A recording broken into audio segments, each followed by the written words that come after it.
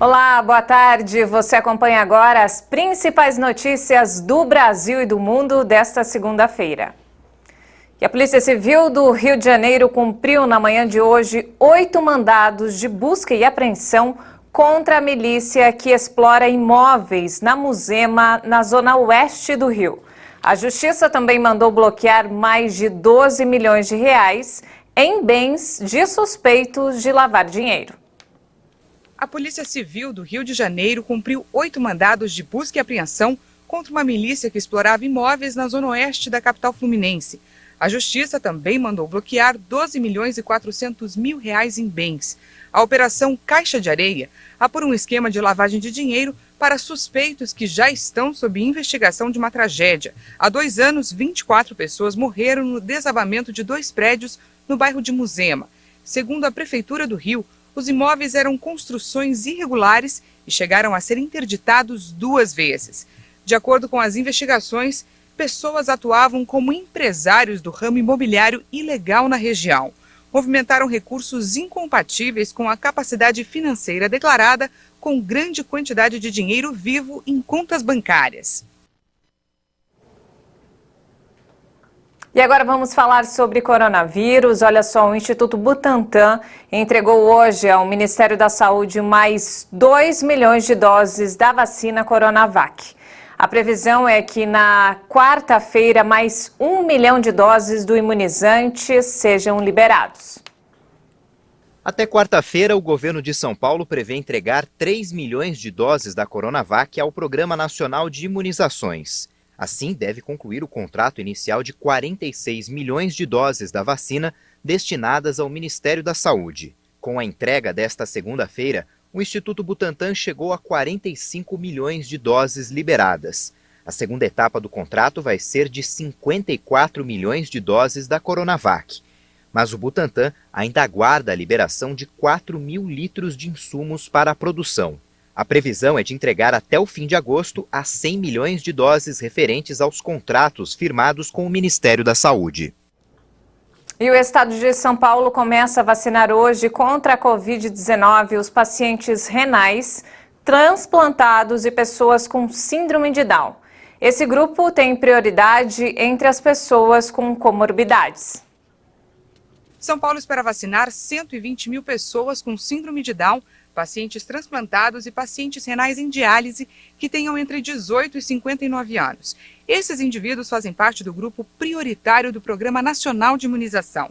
E nesta terça-feira vai ser a vez dos funcionários do metrô e da Companhia Paulista de Trens Metropolitanos, a CPTM. Devem ser vacinados todos os operadores de trens, independente da idade, e funcionários que têm contato com o público de idade acima de 47 anos. No dia 18, devem ser imunizados os motoristas e cobradores de ônibus municipais e intermunicipais. O governo paulista também anunciou a partir do dia 14 de maio a vacinação de pessoas com idade entre 50 e 54 anos com doenças pré-existentes ou deficiência permanente. E a Caixa Econômica Federal libera hoje saques e transferências da primeira parcela do auxílio emergencial para os nascidos em julho que não fazem parte do Bolsa Família. A segunda parcela para este grupo será depositada no próximo dia 2 de junho.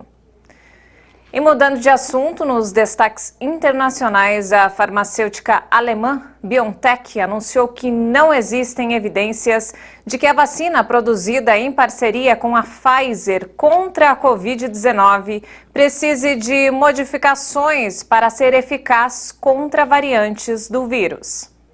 Apesar do resultado positivo, a empresa iniciou em março testes para uma versão modificada específica para as variantes, para antecipar a necessidade de, em algum momento, fazer ajustes à vacina atual. Em um comunicado, o laboratório indicou que o estudo feito pretende explorar o caminho regulatório para ser seguido se o vírus SARS-CoV-2 mudar de maneira suficiente para exigir uma vacina atualizada. A BioNTech também estuda o impacto de uma possível terceira dose da vacina para prorrogar a imunidade e proteger contra as variantes.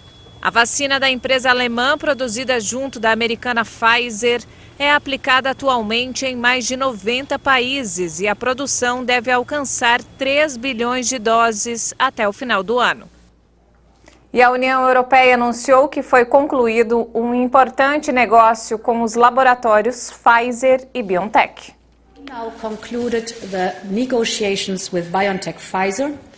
Concluímos as negociações com a BioNTech Pfizer para um novo acordo, de olho em 2022 e 2023.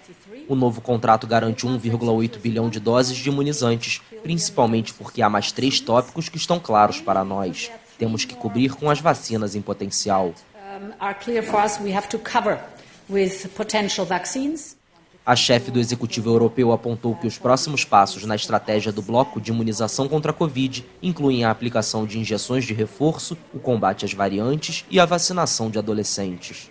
Von der Leyen acrescentou que o novo acordo vai ser seguido por outros contratos e outras tecnologias de vacinas. O imunizante da Pfizer-BioNTech, que usa a tecnologia de RNA mensageiro, é a base da estratégia de imunização do bloco europeu para conter a pandemia. Outros 2 contratos já haviam sido assinados com as empresas em novembro de 2020, garantindo 300 milhões de doses, incluindo uma opção para mais 100 milhões, e em janeiro um segundo acordo com os mesmos números. Até o momento, a União Europeia assinou contratos e autorizou o uso das vacinas anti-Covid da Pfizer-BioNTech, Moderna, AstraZeneca e Johnson & Johnson. E mudando de assunto, olha só, os talibãs anunciaram nesta segunda-feira um cessar-fogo de 3 dias no Afeganistão pelo fim do Ramadã. A trégua foi anunciada 2 dias após um atentado contra uma escola.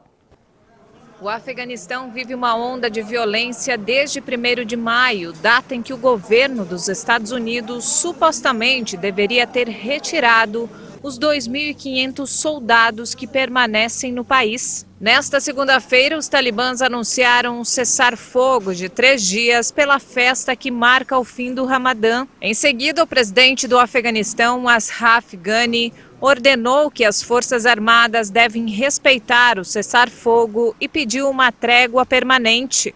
Horas antes do anúncio, pelo menos 11 pessoas morreram na explosão de uma bomba na passagem de um ônibus pela província de Zabul.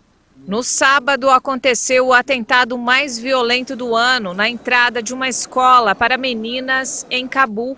Pelo menos 50 pessoas morreram, a maioria estudantes, e quase 10 ficaram feridas em uma série de explosões.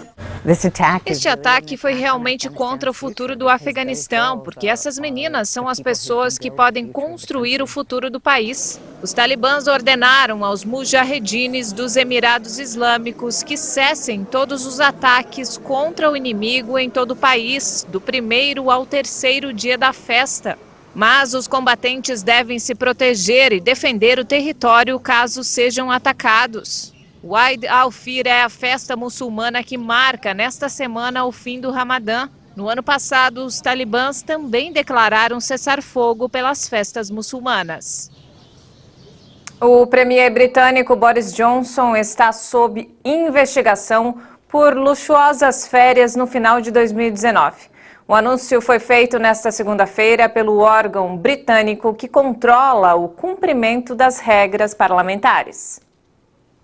O líder conservador e a noiva Carrie Simmons passaram a noite de Ano Novo na ilha particular de Mosquito, no arquipélago caribenho das Granadinas. No registro de interesses como deputado, Johnson disse que o descanso, no valor de 15 mil libras, o equivalente a mais de 110 mil reais, foi um presente do empresário David Ross, um doador do Partido Conservador. Ross causou confusão, porém, ao negar em um primeiro momento ter antecipado o dinheiro, mas se retratou e disse que o benefício foi dado em espécie. O governo ressaltou que tudo foi declarado corretamente. A notícia desta nova investigação se soma a uma série de escândalos que envolvem Johnson e o governo que expuseram estreitos vínculos entre o poder e interesses privados. Isso inclui a luxuosa reforma do apartamento do premier em Downing Street, cujo financiamento é investigado pela Comissão Eleitoral Britânica.